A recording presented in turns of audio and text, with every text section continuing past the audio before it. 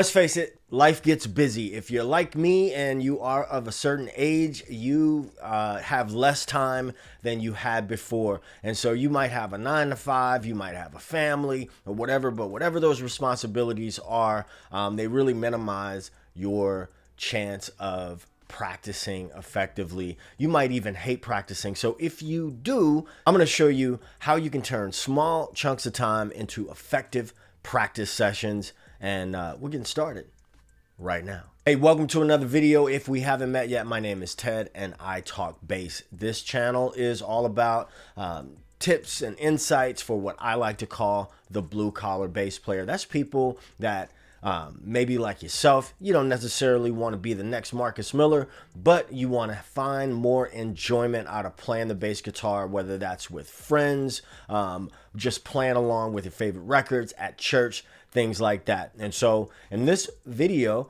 I want to share some tips with you of how you can make small chunks of time more fun, engaging, and ultimately more effective. Before we get into it, look, if you find value in this video or any content on this channel, do me a favor, go on and hit that like button, that subscribe button. I really appreciate it. So the first things first is I think you need to determine what your goal is, right? Your goal doesn't have to be some big thing. It could be a small phrase, a lick or something like that, but you have to go back to your why. It's going to always come back to your why. Now, check this out. I like to work out, and there are fitness influencers that I subscribe to and follow. But the truth of the matter is that I'm not going to diet like those folks do. I'm not going to spend 3 hours in the gym. Like, my life is not going to revolve around that. So as a man in his 50s, I'm not going to work out and structure my life in the same way that a 20 or even 30-year-old fitness influencer might. And so that's one of the things that we really want to keep in mind. What is the why? Man, your goal might be to play the intro or the bass line to Papa Was a Rolling Stone. That's a perfectly fine goal. And so your practice sessions have to be structured around your goal. We gotta start there. Focus on short practice sessions, right? There's a great book by a guy named Thomas Sterner. I'll link it below. It is an affiliate link. It'll buy me a cup of coffee. The book is called The Practicing Mind. And the premise of this book, he's not just talking about music, although he is a piano player and was in that field for a while. He talks about all these different fields of expertise, right? And he's talking about working in small bite-sized chunks. So let's say you only have 10 minutes to practice. Well, you may choose two things. Again, going back to that goal, you may choose two things that you want to work on. Set a timer. That's another tip. That's a bonus tip. I'm a real advocate for timers, right? And you focus on that one thing or those two things. Let's say you have a scale exercise and a lick. Well, let's identify, does the scale relate to the lick, right? If it's a minor pentatonic lick, are you also practicing that minor pentatonic scale? So you might run that scale for 5 minutes. If you set a timer and you just say, I'm going to just concentrate on this scale for 5 minutes, then the next 5 minutes, I will apply that to the actual lick, right? But the point here is to have short sessions and also turn off all distractions during that practice time. My next tip is to create playlists, whether it be Spotify, YouTube, Pandora, whatever. I don't know if Pandora will allow you to make playlists, but you know what I'm saying. You can definitely make playlists on YouTube. And also I'm a Spotify user. I know a lot of people have feelings about Spotify, but it's sort of a necessary evil in my world, so I use it. You can believe it or not, that active listening is practice, right? Whether you're driving in your car, you're making breakfast, making dinner, whatever, listen as actively as you can. Hum those bass lines, hum those parts, hum the melody. see what's happening with the song. Pay attention to the song while you're doing other things. Also, the algorithms will, start suggesting other songs. So there may be songs that you have never heard, or songs that you're like, dang, I forgot about that one, right? And so you might want to put that in your bag. I'm a real advocate for learning songs. I know that music is just like learning music is just how we learn language, right? We learn it by immersion. And yes, there's a very academic side to learning music, but immersion, in my opinion, is the absolute best way. So creating playlists of the genre that you like, right? Going back to the why.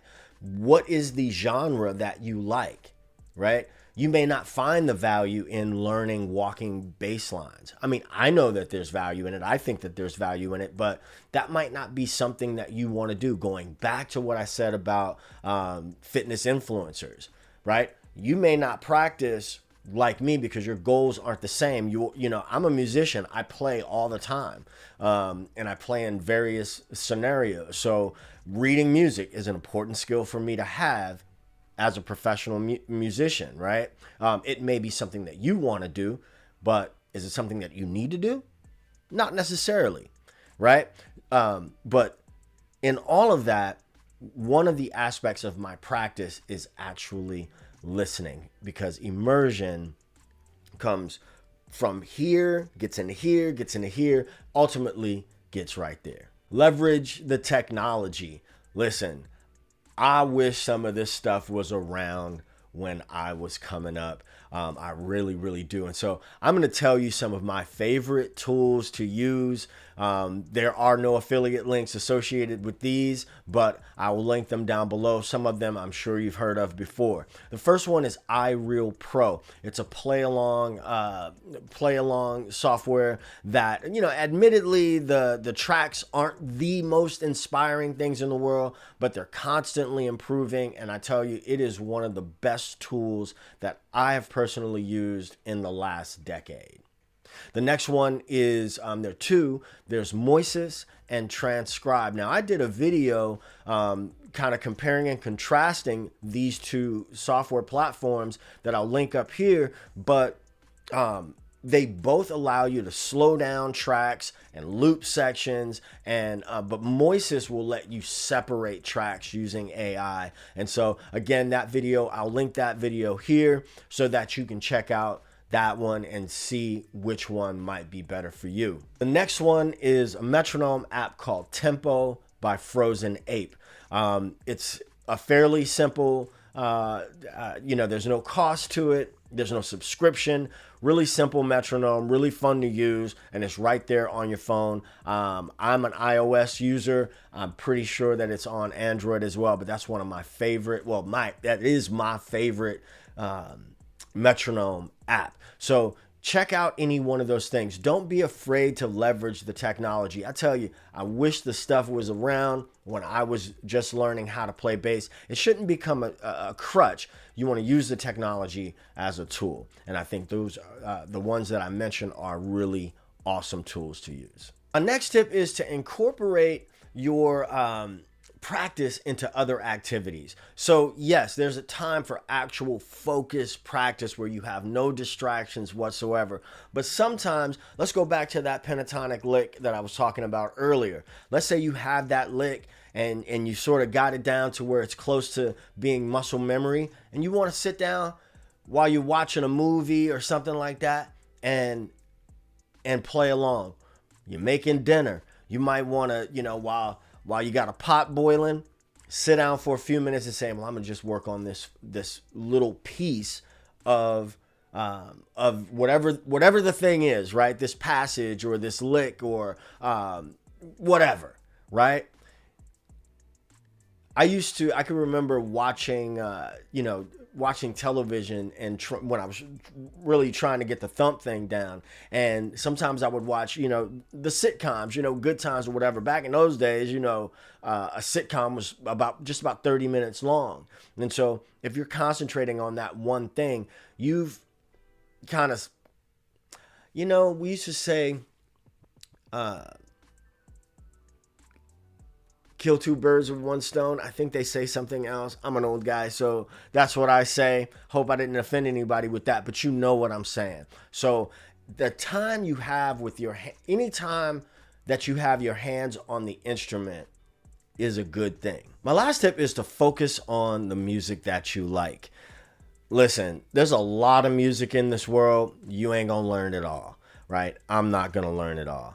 And so, don't feel like you have to, know everything in order to play with confidence. Again, this video might be, focused on people of a certain age or whatever, but just people who are busy and don't really have the time, or, can't find the time to practice, and it winds up making it a chore for them. It doesn't have to be a chore. I used to deal with something, quite honestly, where I felt kind of guilty about practicing, because I felt like, dang, I really have this or that to do. And so, responsibilities tug at us, right? But there's also a lot of joy. I know the music that speaks to me, right?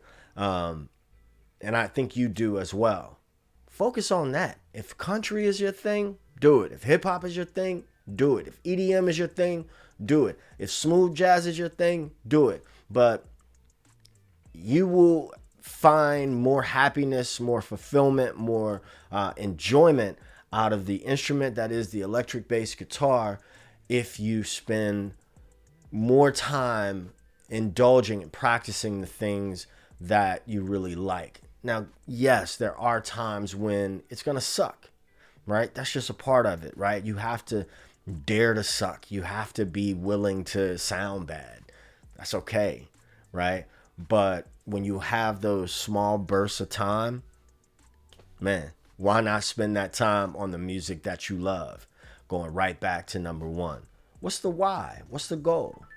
You dig? Again, if you found value in this video, do me a favor, hit that subscribe button. There's more videos to come. Hit that like button, and I'll catch you in the next video.